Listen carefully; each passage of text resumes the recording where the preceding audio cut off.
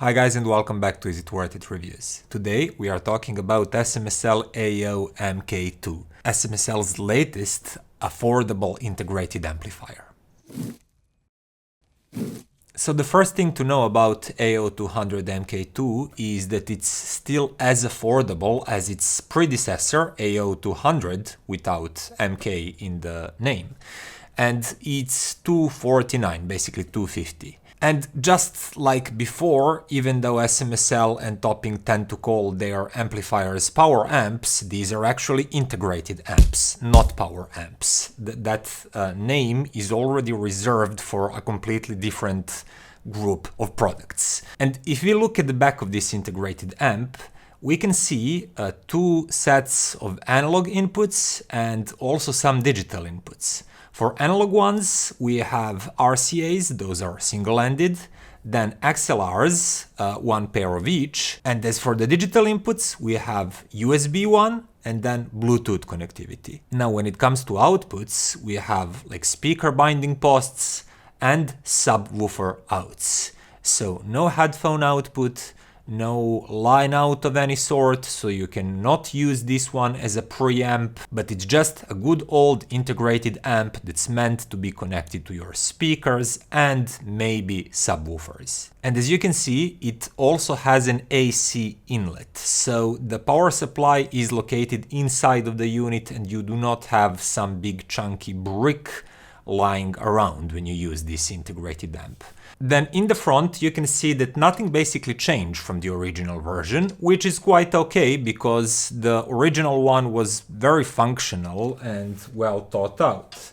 And I'm going to turn this one on quickly so you can see.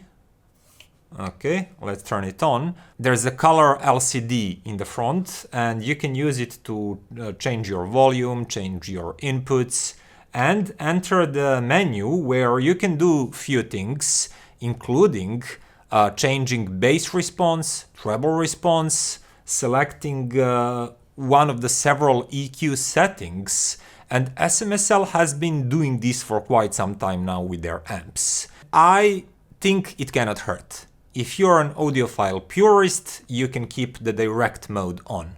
And I have to admit that I personally liked it the most.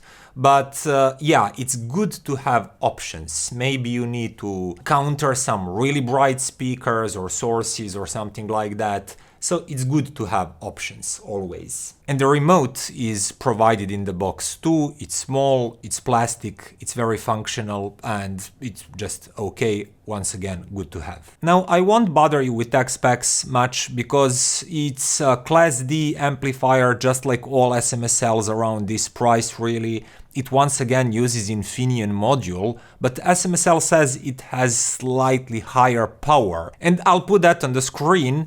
What I can say from my testings that it really does sound quite decently powerful.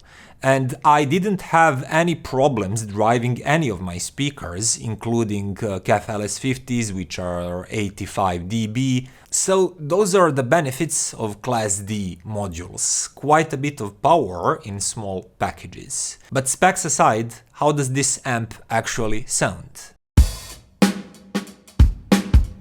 And I'll first talk about its amplifier module. How does it sound if you are using it as an amp only? And a little bit later, I'll comment on the integrated DAC, internal DAC section. So let's start with the amp part. It sounds really good. It's definitely well balanced. It has good neutral tonality and quite decent dynamics and great detail retrieval. On its own, when I listen to it, it sounds really well balanced. It has kind of mature sound and nothing sticks out. And I came to expect that these small SMSLs sound really good. But as you know, some of them do sound better than the other ones. For example, the original AO200 sounded quite energetic and engaging, dynamic and detailed, but it did have some sort of edginess and roughness to its sound that sometimes bothered me with prolonged listening.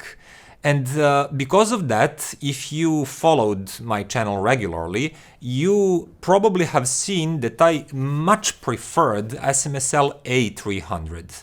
It's even more affordable amp at $200 US, $199, and it didn't have any balanced inputs. So only RCAs, only single-ended inputs, but everything else was quite the same.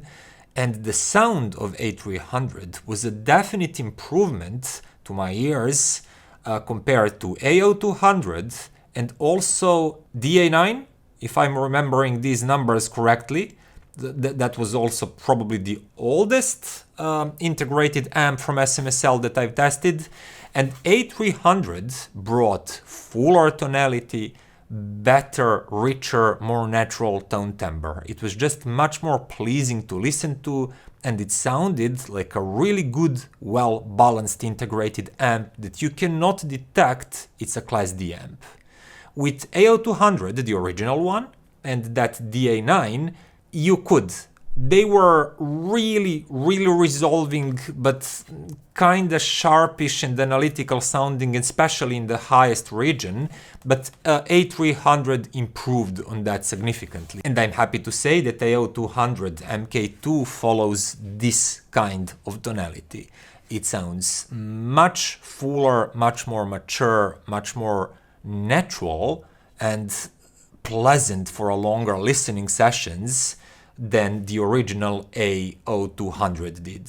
No more of that roughness and sharpness around the edges, and that's something that made it sound a little bit aggressive and clawy. That was basically my main complaint and only complaint for that amp that was really affordable and energetic and revealing and resolving. And the AO200 MKII is all of that too. It didn't sacrifice any of these qualities.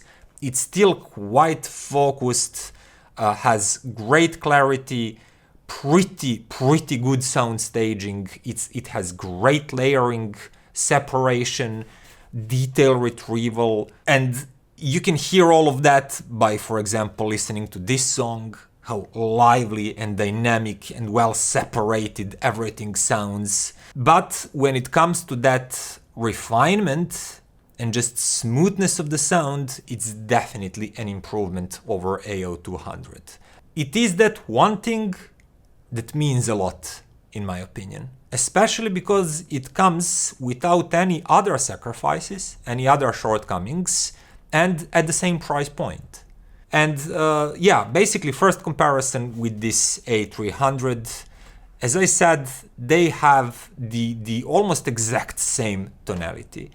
If I was super critical and listened very carefully, I maybe thought that A300 sounded ever so slightly warmer, but also slightly softer with the finest details. I would say that AO200 MKII is maybe just a little bit cleaner and crisper around the edges than A300, but the difference is really small. But that's really only noticeable in a head-to-head, direct comparison with really critically listening to both of these. If I just listen to the music on one of these, and somebody, without me knowing, switched in between two different songs, I wouldn't notice that anything changed. They're that similar.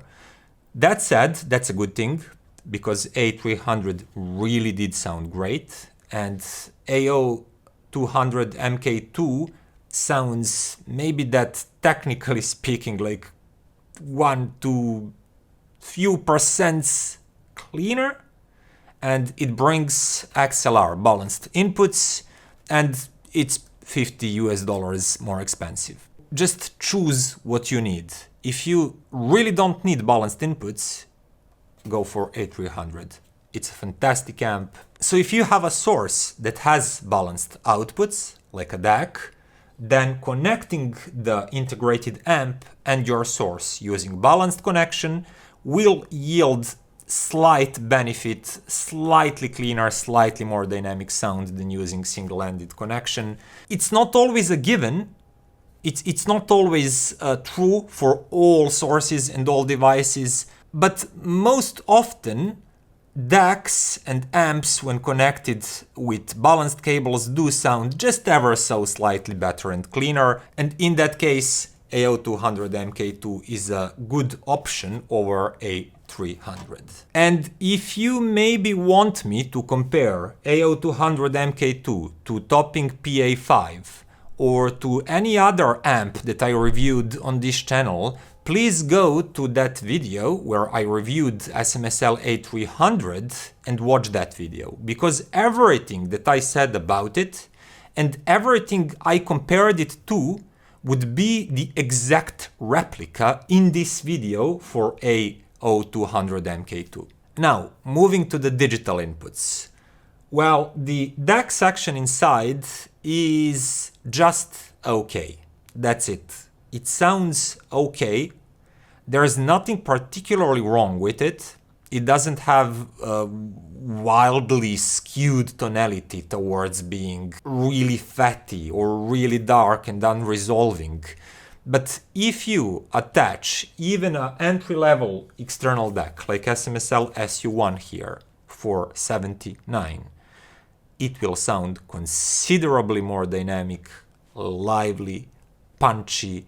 It will layer better, it will sound more palpable and three-dimensional, and the integrated DAC inside of AO200 MKII will sound flat and gray and congested compared to it. And it's okay if a DAC is not your main source, or if you plan to use it for some time until your budget allows for an external DAC, it's quite okay, but it's really nothing to write home about. If the majority of your music listening is coming from the DAC, then investing into something like SU1 is really worth it, in my opinion. It will lift the whole music fidelity of this combo, that would be around 320, to a level that's really, really high. Guys, when I started this hobby, like early 2000s, I could only wish that I could purchase this kind of sound quality for 320. For that amount of money, I could buy the lowest end Class AB amplifier on the market. It was quite muddy and blended and not resolving, and no sound stage to talk about or layering. And the cheapest CD player that cannot hold the candle to SU1 here. So that would be all for today. I'm truly impressed with AO200 MKII, the same way I was with A300. And it just offers crazy good value, lots of sound, lots of features for really modest amount of money. As I said, pair it with something like SU1 here, which is like a crazy little DAC. If you didn't watch that review, please do. And I promise I'm not on SMSL's playlist. They just make really good sounding budget products. And with that, it's time to end this video. Now, if you liked it, you know what to do. Click, comment, subscribe, become a patron, and stay tuned for the next one. Bye.